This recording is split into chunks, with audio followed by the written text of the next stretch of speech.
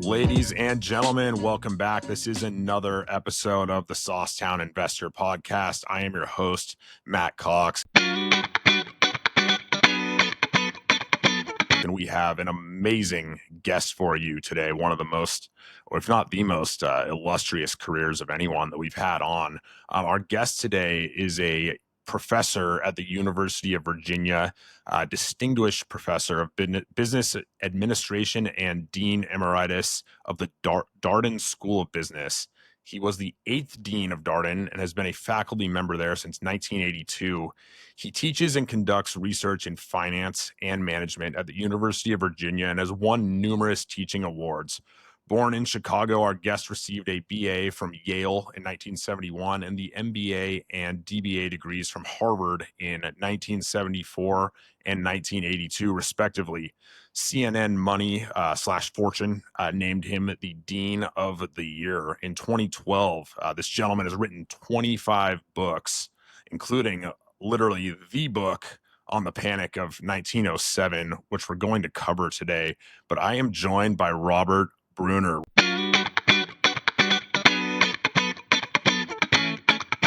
Robert, how are you doing? I'm well. Thanks so much for having me, Matt. Absolutely. Great to have you here. And where are you joining us from today? There's a lot of books. I'm from Charlottesville, Virginia, and I'm in my home office here.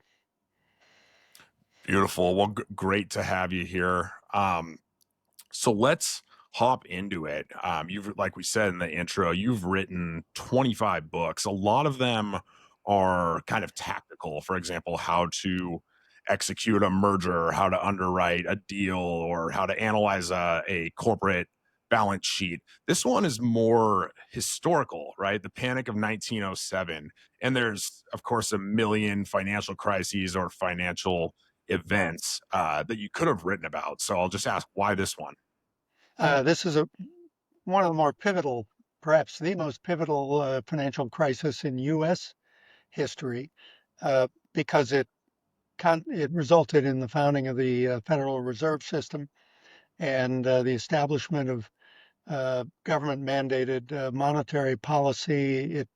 It was part of a wave of government intervention into the market economy and really established an orthodoxy for management of the economy that has persisted since then. The pivotal year was 1913. I just finished reading a book on the life of Andrew Jackson, actually, and I didn't even realize that it was called the second U.S. bank. There was actually, I always thought 1913 was the first Federal Reserve, and there sort of was one. It wasn't called the Fed back then, but Andrew Jackson got rid of it. And so you're saying it took about 80 years and basically a crisis for us to go, okay, we should probably bring the thing back, right? Actually, you raise you raise a great point because, in fact, Alexander Hamilton had persuaded Congress to charter the first bank of the U.S., which was based in Philadelphia, and it it was chartered to print its own currency, and in effect was so large that it became the de facto central bank of the United States. It so large it could discipline smaller banks. All banks were able to print their own money, and some banks overdid it, which led to numerous financial crises over time. The very establishment of a big bank worried some sectors of the United States and prompted some anti-bank, anti-finance sentiment, of which Andrew Jackson was a leading spokesperson during his presidency from 1828 to 1836 or thereabouts. He fought the Bank of the U.S. and eventually vetoed the rechartering of the second bank. The first bank had failed to be rechartered in 1811, 1812, and then it was rechartered just after the War of 1812 because the government realized it needed a bank with great resources to help place government debt with which to finance the course of the war. Um, it was the second bank in the U.S. that Andrew Jackson hated and reviled and vetoed.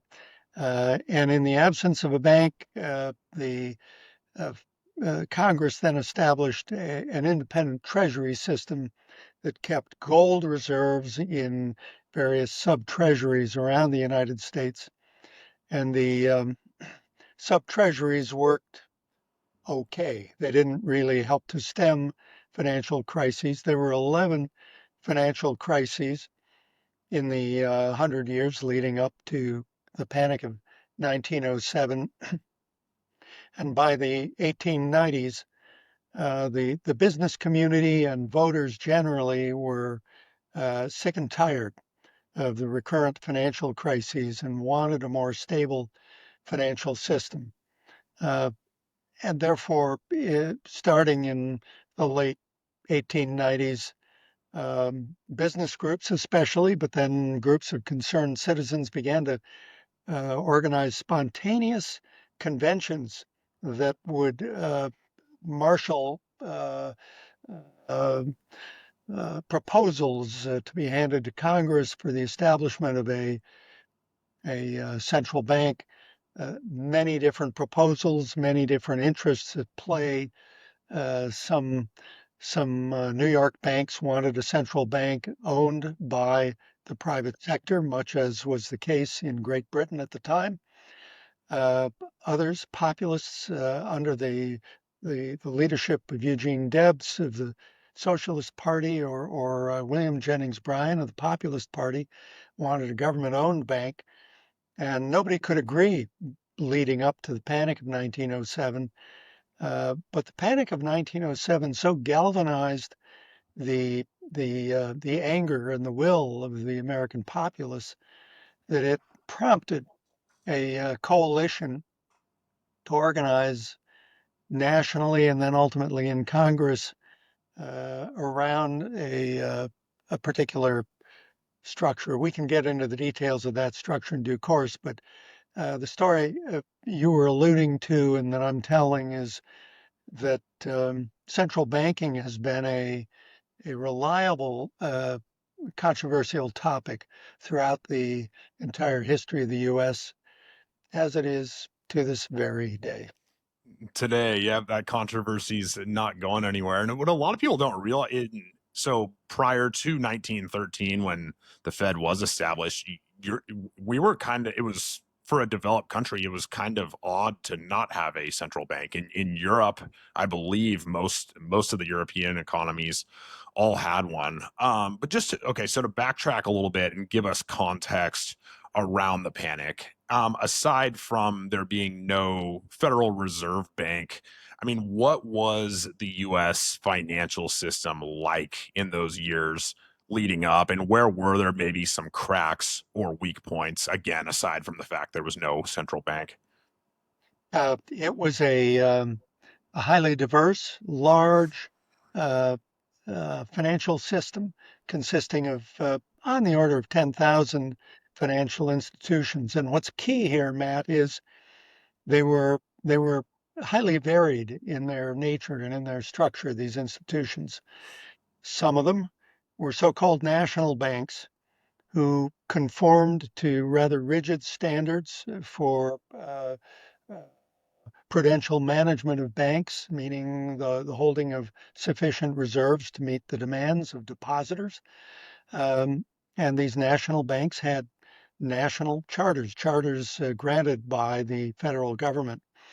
And the national banks kept their reserves on deposit with the federal government. Then there were state chartered banks who enjoyed somewhat more relaxed standards. There were mutual savings banks. There were private banks, such as the bank operated by J.P. Morgan. A private bank had no uh, no requirements for capital adequacy or reserves on deposit. In fact, to become a client of a private bank, you had to be invited in. You had to be to get into to become a customer of J.P. Morgan's bank. You had to have a letter of reference. Morgan needed to know who you were and what you needed and the like. It was sort of a private club for large, very prosperous customers. There were trust companies, a form of financial institution that figures crucially in the story of the Panic of 1907. And these were rather latecomers to the financial system of the United States. And they were founded in the 1850s to serve the purpose of as their name implies, holding assets in trust for clients, such as uh, acting as a trustee for the estate of a deceased person who wanted uh, his or her estate to be managed very carefully on behalf of children or legatees of one sort or another. There were a trust company could also hold assets on behalf of corporations and other institutions. Long story short, it was a highly varied system.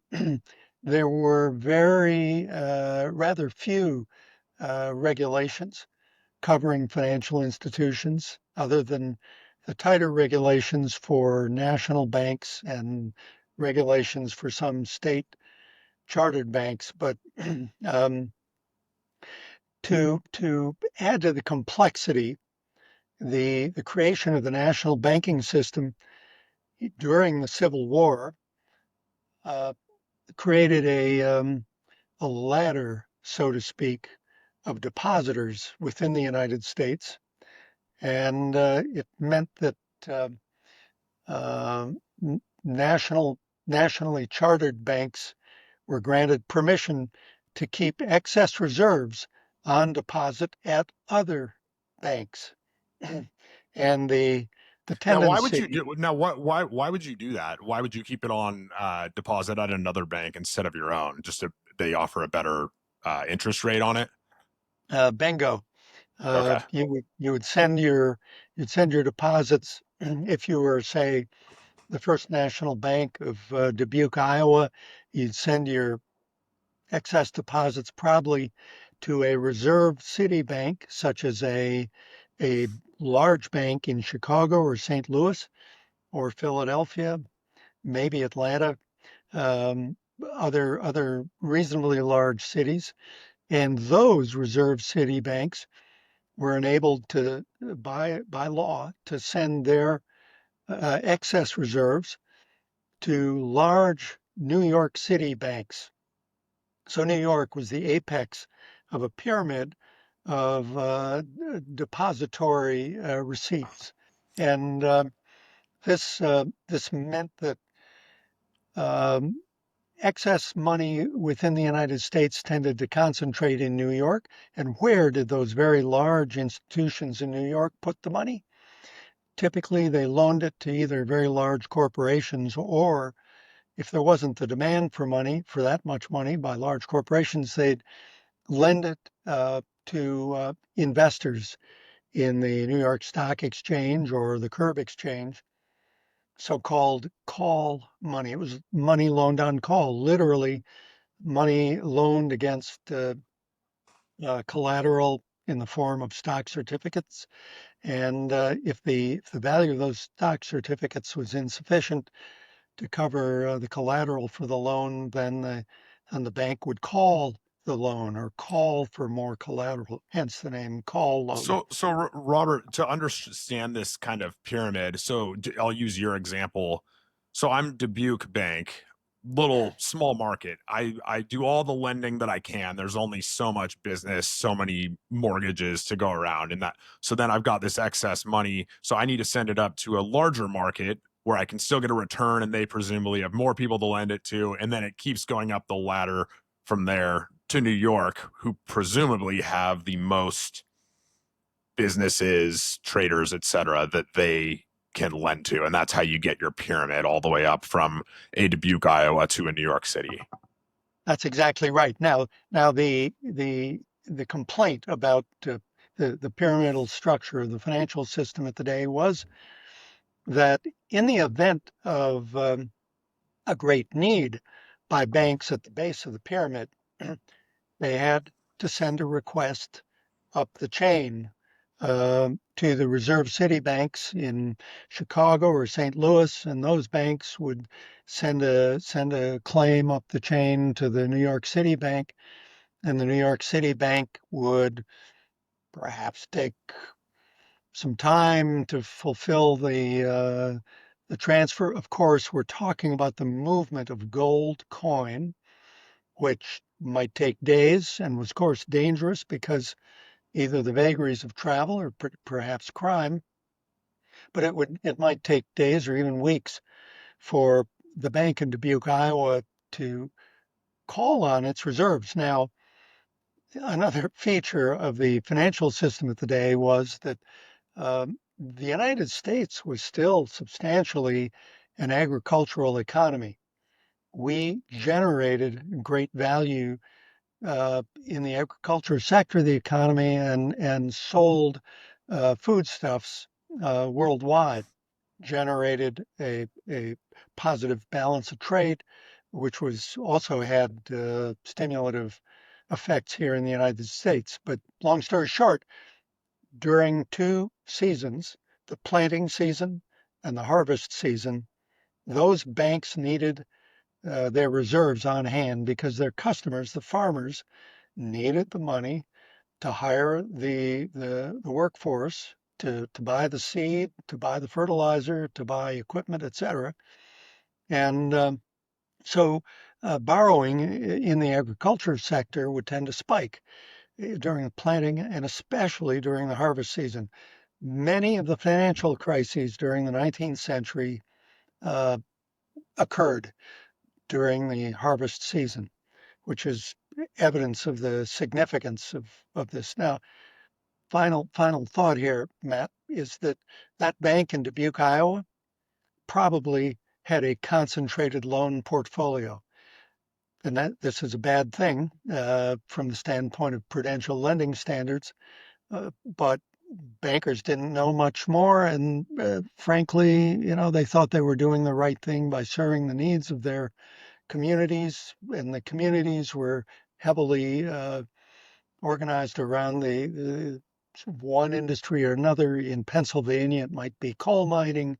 In the South, it might be cotton growing. In Nebraska, Kansas, it might be wheat or beef cattle. But the point being, uh, concentrated loan portfolios would be at risk in the event of market fluctuation, a bad harvest, terrible weather, wipeout of floods could wipe out farmers, put a strain on those banks, could trigger those banks to call for their reserves. You see the outlines of a crisis in the making. Yeah, and not to do too much of a deep dive on the economy of agriculture, but I don't think at that time, I actually have a good buddy who's a farmer, and there's all kinds of products you can buy now which are essentially insurance on a bad harvest, and I don't think that existed back then. So it is. If you're Dubuque, you're a bad harvest away. If you said Pennsylvania, I don't know what the coal equivalent of a bad harvest would be, but Well, to your fluctuations in the price of coal, or yeah, there you go. maybe Yeah. maybe a long strike by coal miners. The unionization movement began in the U.S. in the early 1870s, late 1860s, and gathered force. There were some phenomenal strikes in the 1870s, 1880s, and 1890s. And Yeah. So in the same way, any of us as individuals, we're taught that diversification provides protection in our investments. It's no different if you're a bank. If you're very exposed to one industry, you are susceptible to those kinds of market shocks. So okay, so 1907, we understand the kind of structure of the U.S. Economy and the way the banks work with each other, and we understand where some of the potential weak spots in the system are. So, I know that you talk about in the book, it was kind of a perfect storm. Um, and this was the one that broke the camel's back as far as bringing the Fed back, because there were 10 other ones. This was the 11th one, and people finally were like, okay, we need to do something differently. So, what was this perfect storm? What were some of the events that transpired that led to this panic? I want to I want to respond by saying that the book presents the idea that to really understand financial crises, you need to take a long view. And to answer your question, the uh, the proximate trigger of the financial crisis was the failure of an attempted scheme to corner the market in the stock of a company called United Copper. Um, but the system was already under strain, and the story of strain goes back to 1906, which proved to be the peak year of a decade long economic boom. What happens in economic booms is the real economy grows. Producers want to grow with it. They borrow to finance the growth of their businesses, and the borrowing, if it's allowed to go on long enough, will tend to strain the ability of financial institutions to withstand shocks. And a big shock occurred on April 18, 1906, which was the San Francisco earthquake. This strained the American financial system significantly. The New York Stock Exchange panicked. The insurance companies wound up paying substantially against their reserves to finance the calls on their insurance policies. The U.S. economy drew on gold from Britain, France, and Germany in an effort to stabilize the economy. And Britain, France, and Germany, in an effort to stabilize their financial systems, raised interest rates. And what happens when a financial hegemon such as Britain raises its interest rates is that all the other players in a global economy tend to raise their interest rates as well. Well, you have an economy that's booming. Suddenly, interest rates rise. There are other sources of strain, and a recession sets in May 1907. This too is another indicator of financial strain. Typically, financial institutions start to experience bankruptcies on their loan portfolio. They start writing off loans, taking hits against the equity base, the capital base of those institutions. And New York City attempted to roll over, to refinance some of its debt. It failed in that effort. Um, some other prominent firms that summer, the summer of 1907, attempted the same, but the the proximate cause of the panic of 1907 was the failure of this attempt to corner the stock in United Copper Company. This led to the failure of two brokerage firms, and word So began to spread. let's pause on that for 1 second, Yeah. I'd be remiss to not mention to our audience that at the time there was, I mean, you touched on it, Robert. There was very little regulation, like the idea Right. of market manipulation or insider trading. Those things they weren't just not illegal; they were very commonplace. So real quick, just tell us what that actually means when someone tries to corner the market. What were the mechanics of it in the context of this copper company? Um, the um, the perception on the part of Otto Hines, who is the brother of Augustus Hines, who we'll talk about in a minute. Otto Hines was the head of the brokerage firm Otto Hines, and he perceived that a company that he and his brother had special interest in United Copper Company had been the subject of a bear raid. And a bear raid means that short sellers uh, borrow shares of stock in a company and sell it.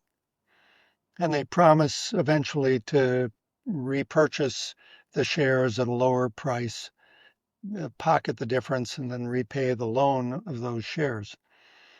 Short selling is carried on even today. It's not illegal, and in fact, it's a valuable practice. It provides liquidity in markets, and it helps um, stock prices reflect all the information that's available in markets.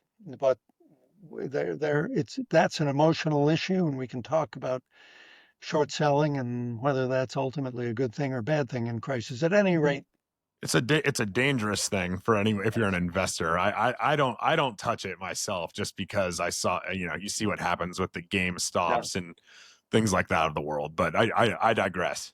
Well, you're spot on. I I give my students the advice to stay away from it. In any event, so Otto Hines uh, undertook what is called a bear squeeze. He's trying to squeeze the bear in bearish investors by um, forming a circle of investors who will buy shares in the stock and attempt to buy up all the available shares in the market, all the liquid shares floating around in the market, which will tend to drive prices up.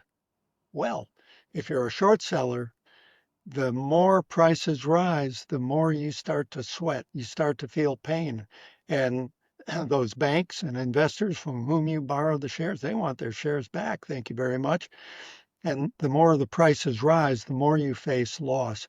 And so the the theoretical end game of a bear squeeze is that the short sellers walk into the office of Otto Hines and ask for relief, and they begin to negotiate.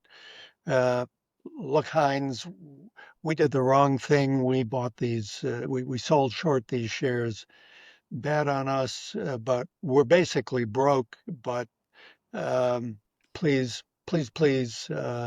buy our shares out at a reasonable price, and we'll sell them back to you. And anyway, it's a way for um, an investor in United Copper, such as the Hines brothers, who believe that Auto Copper is worth a lot of money, uh, and who own a lot of shares in United Copper, and who probably borrowed against those shares, and are probably feeling some heat themselves from the lenders from whom they borrowed on those shares. They want the share price to be high, and so by squeezing the short sellers, they can restore the price of United Copper up to a loftier level.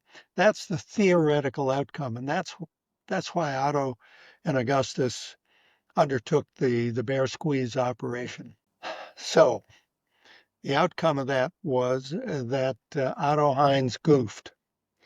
He assumed that people were selling stock in United Copper only because they didn't like the Hines brothers, and Otto Hines was going to show them. But instead, uh, the people who were selling stock in United Copper may have had a very different view about the outlook for the entire copper industry and simply wanted to liquidate their holdings. Uh, in in the early stage of an economic recession, um, the metals industry it tends to be a leading indicator of a falling stock market because investors anticipate reduced demand for industrial commodities, construction commodities Mhm. like copper, etc. So Hines didn't realize that there was uh, a, a greater float of investors seeking to sell their shares, and they offered to buy shares on the market, and shares poured in to the extent that when Otto Heinz realized that there were more shares than he had bargained for. He declared bankruptcy. He closed the doors of his business, and his default triggered the default of another brokerage firm that he had engaged as an ally. Well, the failure of brokerage firms happened all the time in the 19th century.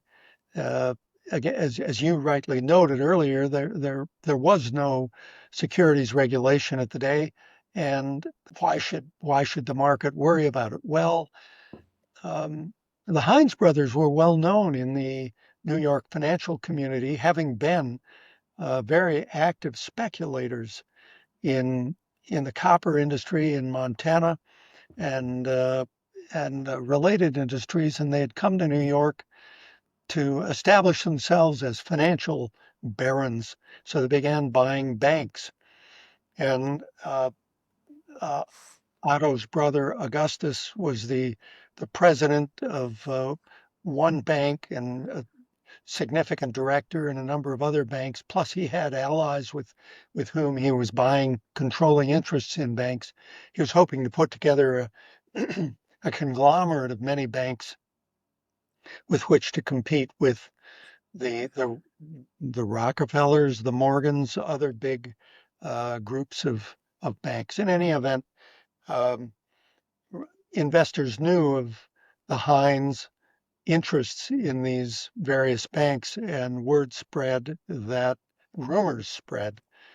that Augustus Heinz had financed the bear squeeze led by Otto Heinz, and that the banks that Augustus Heinz was controlling were at risk because of the failure of Otto's attempted squeeze. So, hey And guys, we're taking a quick break, but before we get back into it, if you're enjoying this episode, make sure to like, share, and subscribe. It really helps us to keep bringing you more valuable content. And if you're on Apple Podcasts or Spotify, don't forget to leave a review. Please, it makes a huge difference. All right, let's get back to it. So he's and in. He holds a lot of power at these banks. He has ownership stakes. You mentioned he's the president, and so he's almost like he's basically borrowing money from himself to make very risky financial or speculative investments, correct? exactly which in modern terms is forbidden. Yeah, It's illegal. It's a blatant conflict of interest, and ethically, right. it's terrible.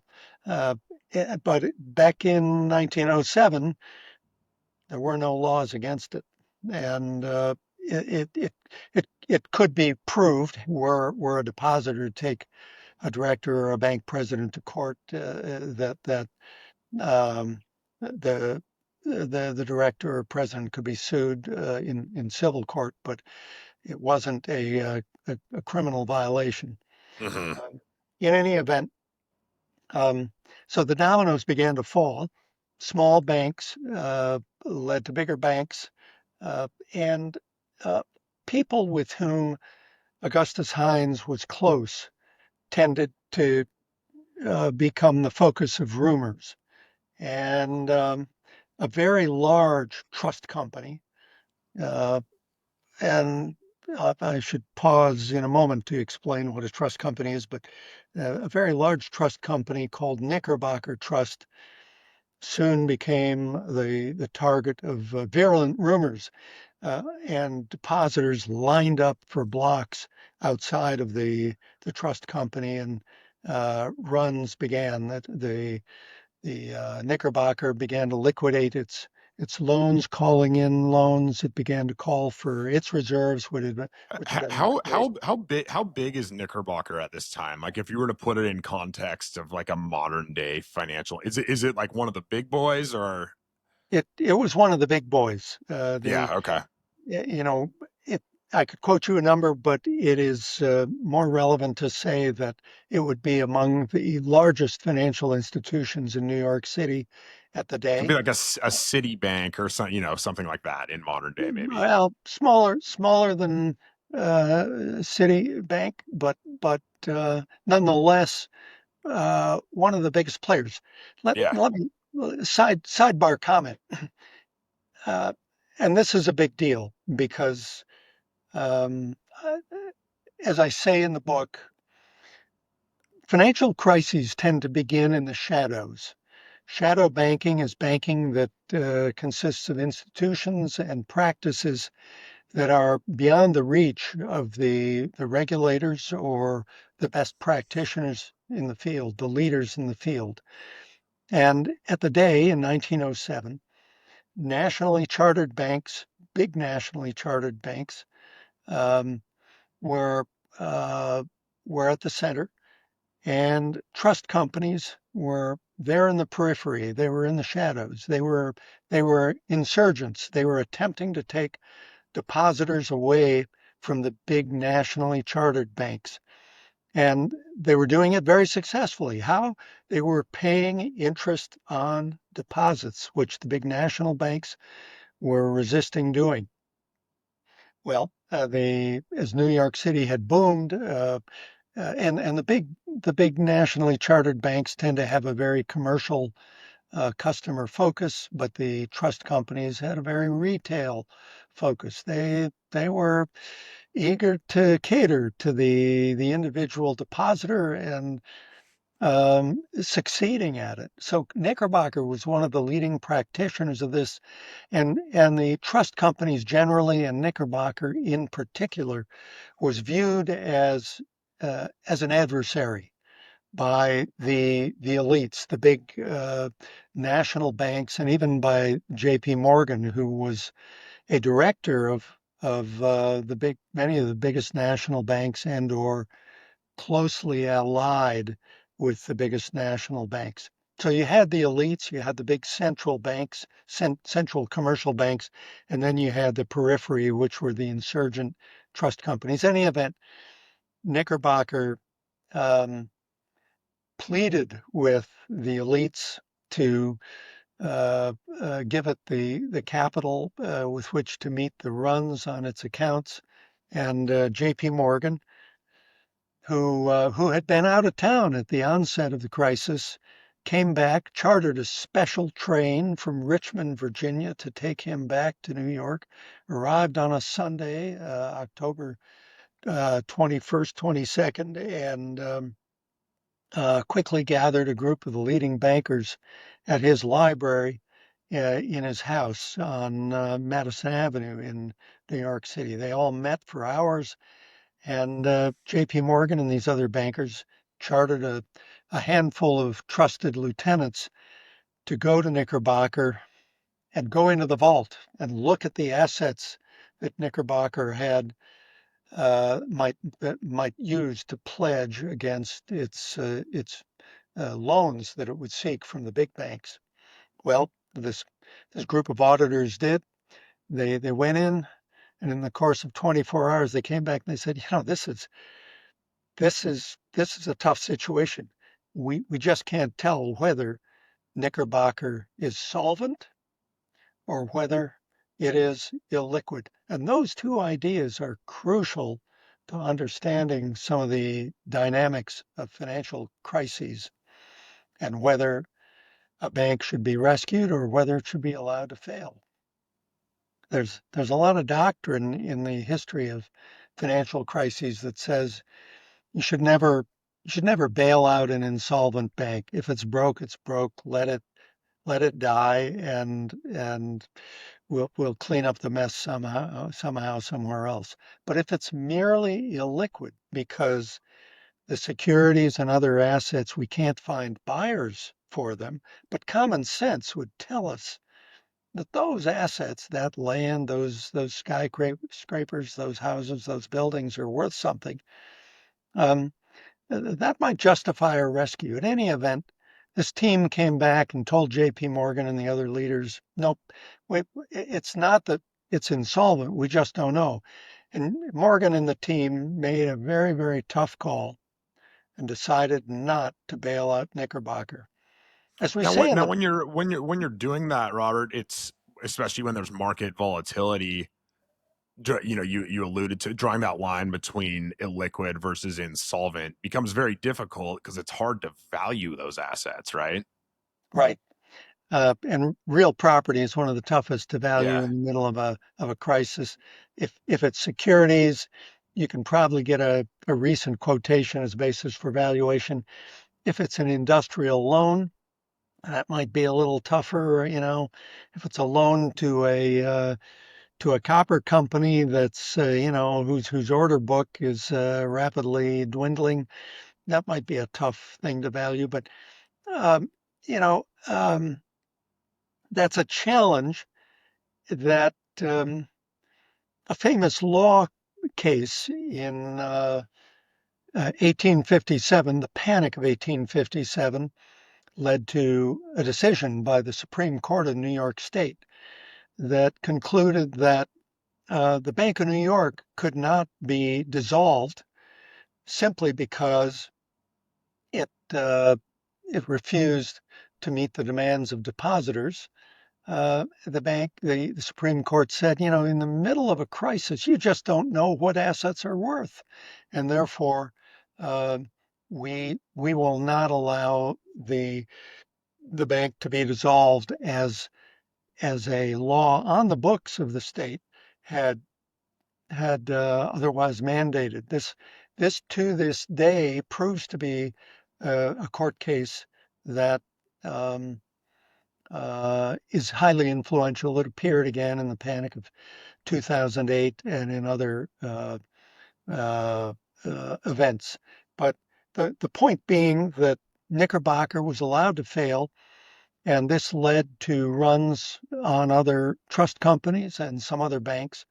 And JP Morgan and the leadership team began to organize rescue pools to to provide liquidity to these other institutions. And this is why the Panic of 1907 is significant.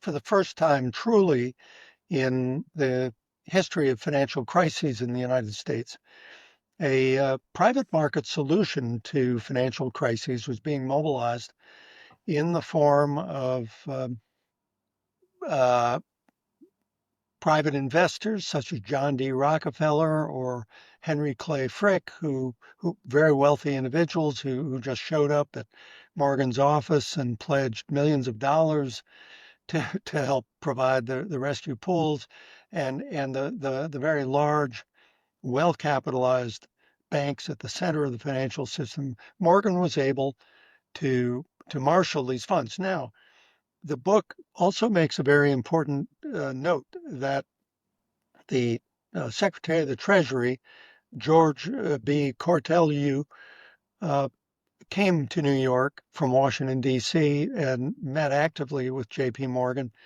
and pledged reserves from the U.S. Treasury to be placed on deposit at the largest national banks. And therefrom, Morgan and the other leaders of those banks would decide where to relend those reserves. But uh, Cortelyou was depending on the judgment of people right in the market, people who dealt every day with other financial institutions to make wise judgments about which institutions were solvent and which were uh, liquid or which were insolvent, which were illiquid, and the like. And excuse me. And so Morgan is often pointed to as kind of the hero in this situation, or in this during this panic, which there's certainly truth to that, but he's not doing it necessarily. It's not charity, right? He's picking and choosing where to allocate money, and he's making investment decisions. Now he's certainly taking on risk in doing this. He's putting his own capital at stake if these various institutions fail. But what is kind of I mean, ultimately, how does this turn out for JP Morgan, the investor, as well as these other parties that put money into these pools that Morgan organized? In the fall of 1907, he was lauded as the savior of the economy, and even labor unions sent him commendations and the like. Newspapers, either on the right or left end of the political spectrum, all ran encomiums and expressions of gratitude for his work. But beginning with the winter of 1907, 1908, an alternative narrative began to arise, particularly on the populist and progressive end of the political spectrum that began to question how did this crisis arise? Why did the banks do what they did? Why did the Secretary of the Treasury place public funds at risk in addressing the financial crisis? Um, who benefited? What did J.P. Morgan get paid for this, and the like? Uh, Such that by um, 1912, a very prominent congressional hearing led by Arsène Pujol, a congressman from Louisiana, um, uh, questioned or began to advance the theory of the existence of a money trust in the United States that dominated the flows of capital throughout the country. And this became a rallying cry for progressives and populists, and um, greatly accelerated the trend toward establishing a central bank. Yeah, and I want to be clear. We talk about this a lot on this show or in my blog. It's okay to in the example of J.P. Morgan here. It's okay that he made a lot of money for doing this. I mean, it's okay. That's how capitalism works, right? You provide a service, you take on risk, and if it works out for you, you get paid for it. But there's so many parallels. I mean, we have these exact conversations in modern day where somebody makes now there is a distinction between taking on risk and making money because of it and having the game be fixed in your favor and making money because of it. I would and you know more about this than me because I'd be curious to get your opinion. My opinion is that Morgan took on risk, fair risk. Nothing was fixed in his favor, and he put his own capital at stake and he was rewarded for it. I don't know. What are your 2 cents on that? I think that's undoubtedly true. Um, I think it's also true that he could have stood by. He was 71 at the time. He was already beginning to hand over the management of the firm to his son and some other loyal lieutenants. Um, did he? And he was ill. He had a raging head cold throughout much of the crisis, certainly in the early stages, and he wasn't sleeping well. But he could have begged off, or he could have just turned to some other people and said, "You do it. Yeah, I'll help out with some money, but yeah, etc." So I mean, he rose to the occasion, and as is true, and I think your listeners would understand.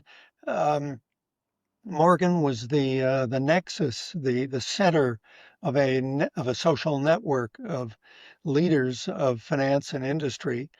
Um, he had the gravitas, the respect throughout the economy, such that he could pick up the telephone, which was still a rather novel way to communicate at the time, and communicate with other leaders and marshal their participation in the rescue pools. Uh, he could um, he could make announcements to the public, um, uh, basically expressing his fundamental optimism that the economy would make it through this crisis. He and his lieutenants, or his lieutenants in his name, reached out to religious leaders in New York and other large cities to ask them to give sermons and homilies um, on the virtue of patience and courage, etc. All in an effort to try to quell the panic uh, emotion that was behind much of the hoarding that went on. And we have in the book some data on the disappearance of deposits literally into caches of gold and or paper currency, but stuffed into who knows where, under the mattress or under the hearthstone in people's homes. But when capital tends to go into those places, it strains the rest of the economy, which has tended or needed to rely on the liquidity to do what business does. Um, in any event, Morgan almost certainly made money. The dominant conspiracy theory, and much like the present day, where we hear all kinds of conspiracy theories, back in 1908 to 1912, there was offered by Robert La Follette, the senator from Wisconsin, and some other, highly charismatic, progressive, and populist speakers. There was the theory that Morgan was attempting to discipline his adversaries in the financial services industry by actually engineering the financial crisis and perhaps even driving them out of business. The Augustus Hines and his circle of people were no friends of Morgan. They were attempting to take business away from the leaders in the financial community in New York. Um, the upstart trust companies were rivals for deposit taking business. You can construct a theory that would say that the the the you know the industrial center, shall we call them the incumbents in the competitive field, like Morgan and the other big bankers, were glad to deny the resources to these other upstart competitors to help them keep their place of respect for the incumbents of stand there in the corner, please, remain there, on the periphery, do not come and take our business away from us. You can imagine those quiet conversations in back rooms. But I will tell you that I have looked at numerous archives personally and studied the the public record as well, studied the government reports, the hearings, the detailed findings of the government investigatory commissions, and there is no evidence, no tangible evidence supporting the conspiracy theory. Yeah, he may not have been sad to see it happen, but it doesn't mean that he did it. Yeah. And Yeah, it's it's funny. The you mentioned the incumbents versus the upstarts. It's hard not to see the parallels in modern day with what's happened with crypto the last few years. It's a cycle that repeats itself. In speaking of modern day, I mean, so Morgan rallies the troops, rallies the private sector to kind of save the day here. I mean, there's damage done, but the panic is relatively short lived. In modern day, I mean, is there any way something like this happens? I feel like everybody would just turn to the Fed and go save us. It's hard to see any world where the private sector would do this these days. well, there are two great examples in recent years. In 2008, the very firm J.P. Morgan and Company bought Bear Stearns, True. and um, um, I mean, a and in lesser large part, extent, a yeah, few years ago, lesser extent with like Silicon Valley Bank. Those weren't, yep, and uh, gosh, what was the New York one? I'm blanking. uh, uh, Bank of Mellon Bank, Bank of New York was a merger, but the point is that the Fed would prefer to see uh, private bailouts for all kinds of reasons. The famous um, collapse in 1998 of long-term capital management was resolved by a consortium of uh, uh, large investment banks who took over the hedge fund and resolved it. There's some evidence that long-term capital management was merely illiquid rather than being insolvent, but the Fed didn't want to use the Fed's own money, taxpayer money, to to uh, to rescue a financial institution. Of course, that that all changed in 2008. AIG, the rescue of Citigroup, of some of the other large financial institutions, even rescue loans to Chrysler and General Motors, have triggered much of the policy uprising that resulted in the remarkable midterm election results in 2010, bringing back the Tea Party based candidates to Congress and the like. But um, that's another story. We can dwell on that.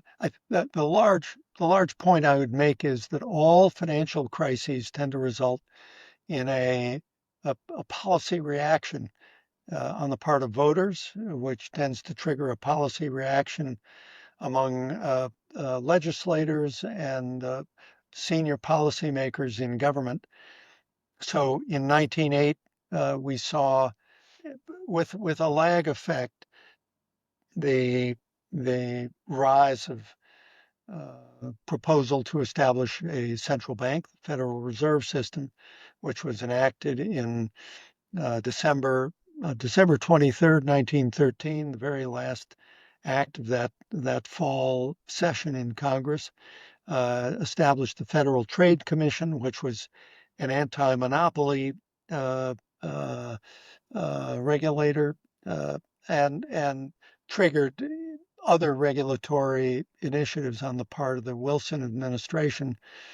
Um, in the wake of the crisis of 2008, of course, we had the Dodd-Frank Act, which enacted stricter regulations of financial institutions, as well as Obamacare, the rise of federal health insurance, federally backed health insurance, and some other initiatives. I mean, the Democratic Party had been working on establishing national health insurance since at least the days of Franklin D. Roosevelt in the 1930s. So, I mean, in the wake of really severe financial crises, you tend to get really significant policy changes in response to the COVID crisis and the financial crisis associated with it. Of course, you had the very dramatic um, spending act out of Congress that then resulted in the wave of inflation that we experienced. You had very dramatic changes in Federal Reserve policy, um, all of which we could get into if you like. But the large point is we should pay attention to crises because of the changes they tend to trigger in. Let me ask you about COVID because I'll present my opinion. I'm a bit of a Jay Powell apologist, I will say. I think that during that time we had a choice between global, or at least American, I don't want to say global necessarily, but probably global economic calamity or inflation. And we chose inflation, and I'll make that choice every single time. Now, did he keep the foot on the gas for a bit too long? I would also say that's a fair criticism. But as a whole, we got through what could have been Great Depression Part Two, literally, and the consequence was inflation. And now there's been effects around that as far as the wealth gap widening. But that's the job sometimes, is you have to pick the lesser of two evils. And I think he's doing a good job right now standing his ground. A lot of pressure, obviously, from the president and the administration as a whole to cut rates when there's not a ton of data, in my opinion, showing that we should be cutting right now. I don't know what. I guess I'd like to get your opinion on Jay Powell and the job he's done in the last handful of years. Yeah, it's hard to argue. in contrary terms. The critics of Powell point to the very, very dramatic expansion of the Fed's balance sheet during his time as chair. So, what would we have done instead is the large question. And the policy alternatives were few and far between. Quite honestly, he and the other governors, and it's very important to recognize that the chair of the board does not dictate Fed policy. The Fed policy is established by the Federal Open Market Committee and other, and then the larger, Federal Reserve Board. Um, were the other governors to see a very different light, they could have voted in different fashion, but instead there was very great consensus among the entire board of the Fed.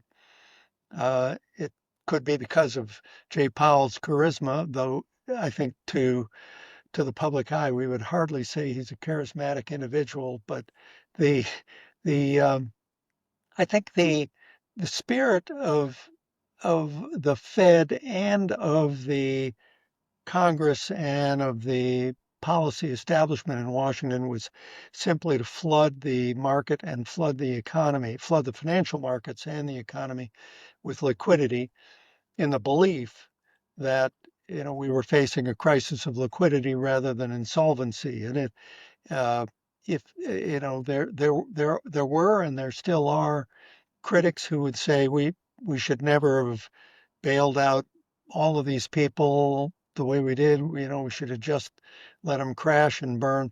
And the reality is that that could trigger a debt deflation spiral, which once it commences is simply awful.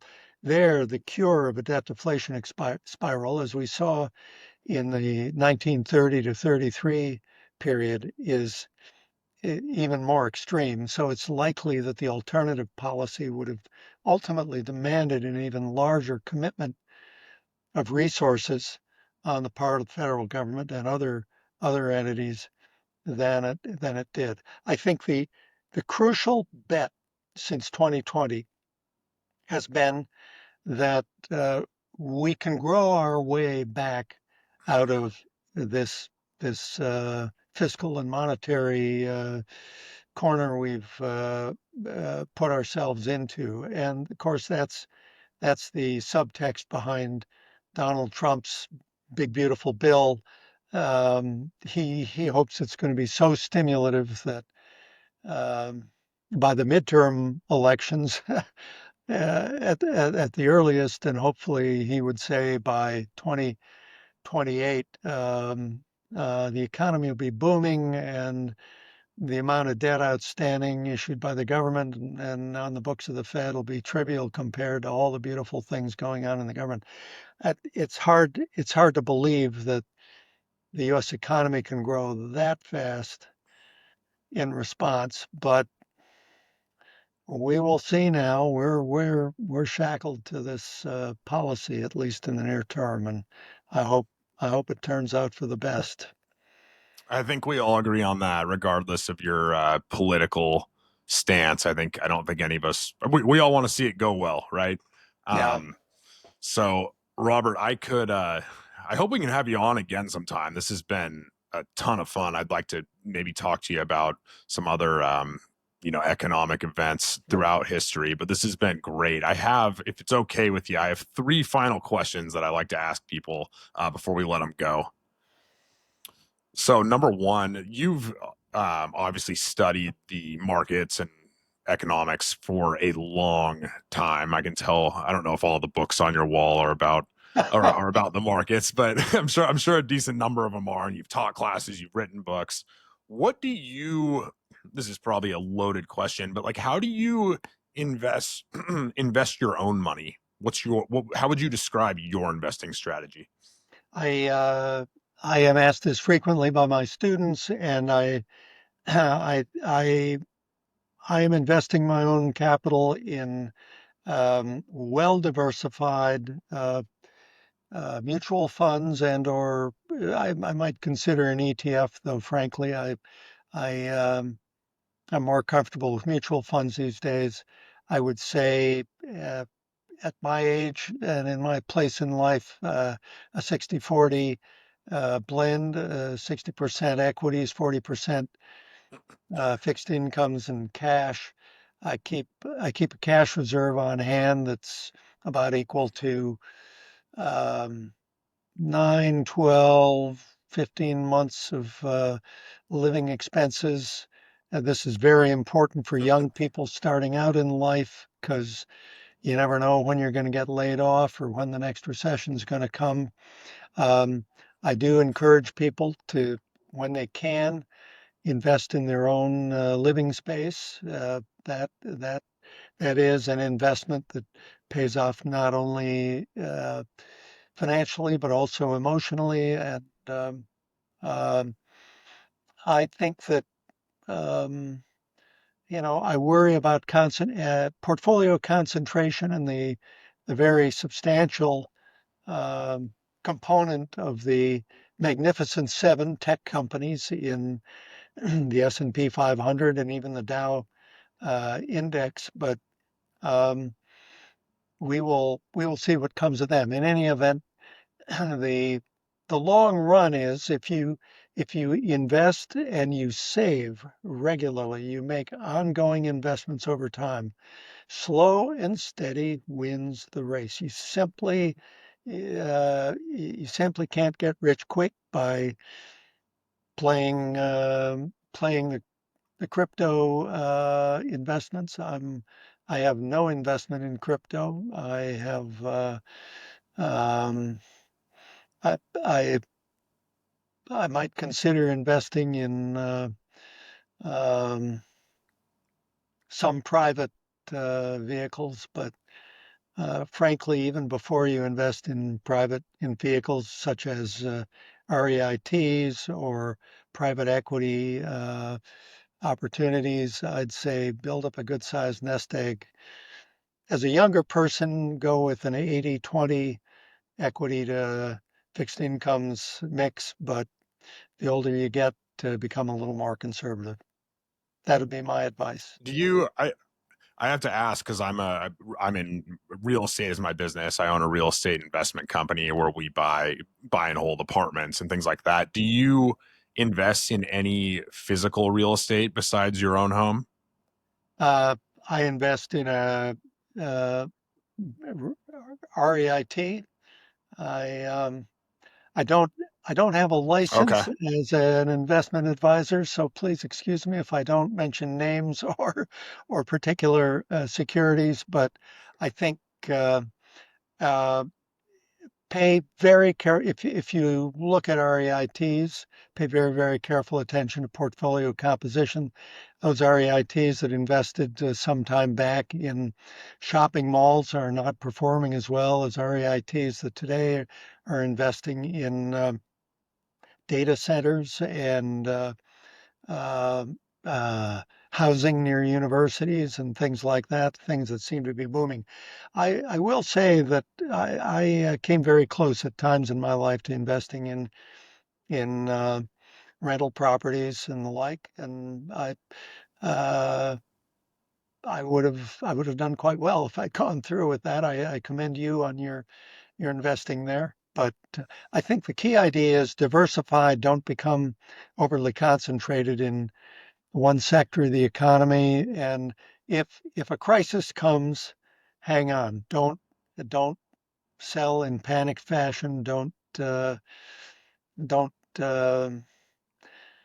above all, don't flee to arcane, get rich quick promises. I'm not a meme. I'm an anti-meme stock investor, but I do know a few people who've done well with that. But uh, be careful. Very good. And again, back to those books on your wall back there. What I ask everyone this as well. What is the best thing you've read, watched, or listened to recently? Wow. Um, I love to read detective and mystery novels. I'm reading my way through the Jack Reacher series, Oh, okay. uh, written by Lee Child, and that's a series of novels published over 30 years, and there are some 29 of them. And I a few years back finished the entire series of novels on the character of Harry Bosch, Bosch.